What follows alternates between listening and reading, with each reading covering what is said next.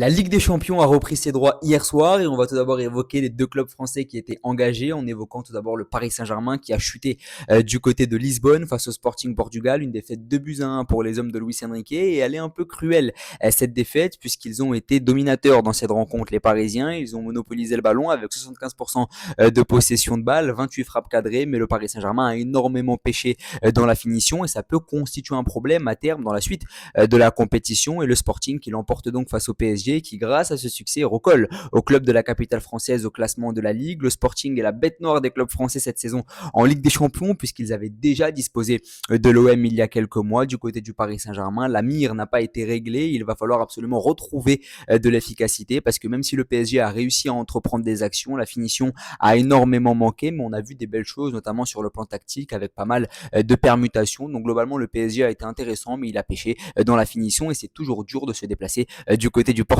Pour un club français, on peut évoquer le très lourd revers aussi de l'AS Monaco face au Real Madrid du côté du Santiago Bernabéu, une défaite 6-1 pour les hommes de Sébastien Pocognoli et c'est vrai que l'AS Monaco a montré énormément de largesse défensive, mais j'aimerais souligner le fait que ce Real Madrid a réussi à se régénérer, à retrouver de la confiance avec un duo Mbappé-Vinicius très en forme. On a aussi vu des profils techniques qui ont été très à l'aise avec Kamavinga qui était positionné latéral gauche mais qui n'hésitait pas à prendre l'axe. On l'a vu au départ du deuxième but de Kylian Mbappé, on a vu Güler au départ de la première réalisation de l'international français. Donc on a eu une addition de joueurs assez techniques, d'une entreprise de belles actions là aussi avec un beau collectif. Mis à part le petit couac du but de Monaco où la relance n'est pas optimale, le Real Madrid a su se remettre en confiance et a mis en exergue les limites de l'AS Monaco, même si offensivement l'AS Monaco a quand même réussi à se procurer des occasions, mais le bas blesse dans le secteur défensif pour le club du Rocher. Je pense qu'il va falloir s'ajuster pour les prochaines rencontres, mais ça va être très difficile